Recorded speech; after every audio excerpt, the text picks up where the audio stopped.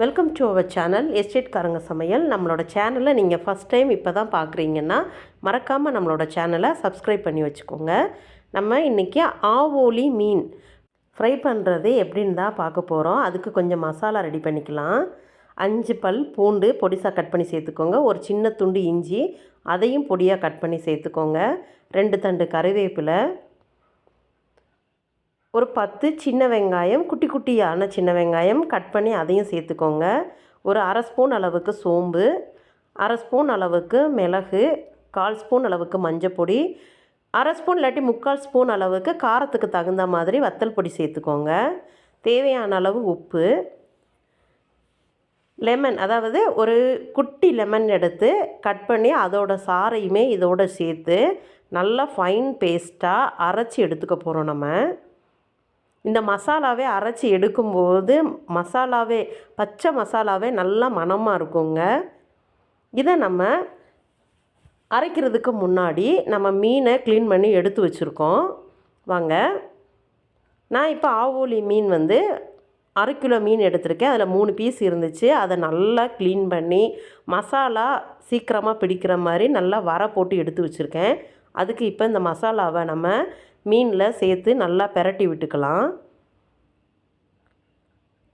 எல்லா பக்கமும் படுற மாதிரி மசாலாவை நல்லா மீனை சுற்றி நல்லா தடவி விடுங்க. ஃபஸ்ட்டு பார்க்கும்போது மசாலா மீனுக்கு மேலே பிடிக்காத மாதிரி தான் தோணும். ஆனால் நல்லா அதோட உப்பு உரப்பு எல்லாமே நல்லா மீனில் இறங்கி நல்லா இருக்கும். 2 பக்கமுமே நல்லா எல்லா இடத்துலையும் படுற மாதிரி மசாலாவை நல்லா தடவி விட்டுக்கோங்க. தடவுன மீனை எடுத்து ஒரு 20லேருந்து 30 நிமிஷம் ஃப்ரிட்ஜில் வைக்கிறதா இருந்தால் அவ்வளோ நேரம் ரெஸ்ட்டில் வைங்க. நார்மலாக ரூம் டெம்பரேச்சரில் தான் வைக்கிறீங்கன்னா ஒரு 45 நிமிஷமாவது வைக்கணும். இப்போ ஆயில் ஹீட் ஆக்கி அதில் நான் கறிவேப்பிலை சேர்க்குறேன். கறிவேப்பிலை எதுக்குன்னா ஸ்மெல்லுக்காகவும் தான். நம்ம சேர்க்குற மீன் தோசை தவாவில் ஒட்டிக்காமல் ஈஸியாக வர்றதுக்கும் சேர்த்து தான் நான் கறிவேப்பிலை யூஸ் பண்ணுறேன். இந்த மாதிரி ரொம்பவும் அதிகமாக எண்ணெய் ஊற்றாமல் ஒரு ஷாலோ ஃப்ரை மாதிரி பண்ணுறதுக்கான எண்ணெய் மட்டும் நீங்கள் தேவையான அளவு ஊற்றிக்கோங்க. மீன் ஒரு பக்கம் வெந்ததும் பொறுமையாக மற்றொரு பக்கம் திருப்பி வைங்க. இப்போ பார்த்தாலே தெரியும், கருவேப்பிலை இருக்கிறதுனால மீன் ஒட்டாமல் வந்துருச்சு பார்த்தீங்களா. இந்த மாதிரி ஒவ்வொரு மீனையுமே நம்ம திருப்பி விட்டுக்கலாம். இதுலேயுமே கருவேப்பிலை குறைவாக இருந்ததுனால மீன் கொஞ்சமாக பிடிச்சிருச்சு. 3வது மீனையும் லைட்டாக எண்ணெய் தெறிக்காத அளவுக்கு கேர்ஃபுல்லாக திருப்பி விட்டுக்கோங்க. ஸ்லோ ஃப்ளேம்லேயே வச்சு குக் பண்ணுங்கள். ஹை ஃப்ளேமில் வச்சா தீஞ்சு போயிடும்.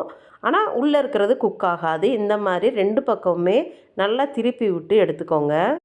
ஃப்ளேமை கூடுதல் வைக்காமல் 2 பக்கமும் மாற்றி மாற்றி நல்லா மீன் நல்லா வேகிற அளவுக்கு. ஒரு சில மீன் வெளியே நல்லா மொறுன்னு இருக்கும், உள்ளே சரியாக வேகாமல் இருக்கும். அந்த மாதிரி இல்லாமல் பார்த்துக்கோங்க. இப்போ நம்ம ஆவோலி மீனோட ஃப்ரை ரெடி ஆயிடுச்சு. நீங்களும் இதே மாதிரி ஃபிஷ் ஃப்ரை உங்கள் வீட்டில் ட்ரை பண்ணி பாருங்கள்.